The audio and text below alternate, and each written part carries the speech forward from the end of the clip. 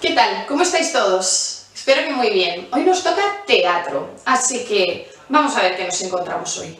Os explico un poquito la actividad, de qué se trata y qué es lo que tenéis que hacer vosotros. Tenéis que coger algún objeto que tengáis en casa y transformarlo en algo completamente distinto. Y entonces explicar qué es ese objeto y actuar un poquito como si ese objeto fuera esa otra cosa que os habéis inventado. Os lo voy a ejemplificar a ver si queda un poquito más claro. Mirad. ¿Veis? Lo estáis viendo, ¿no? Esta es una flor que he sacado de mi balcón. No quería cortarla, me ha dado mucha pena, pero bueno, se estaba ya poniendo un poco pansida, no sé cómo se dice esto en castellano, un poco pocha. Y bueno, como no iba a poder sobrevivir, he decidido cogerla y enseñárosla. ¿Veis? Es una flor muy bonita, no entiendo mucho de flores y no sé qué flor es, pero lo que sí que os puedo decir es que huele súper bien. Mira, oledla un poquito. ¿Veis qué bien huele? ¡Oh, increíble, ¿eh? Me va a servir hasta de ambientador esta flor.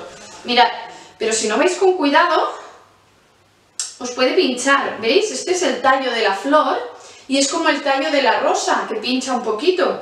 Así que por eso la cojo así con un poquito de cuidado. ¿Veis?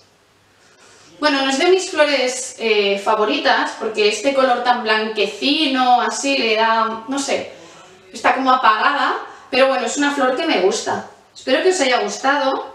A ver, sin pincharme, la voy a dejar por aquí. ¡Ay!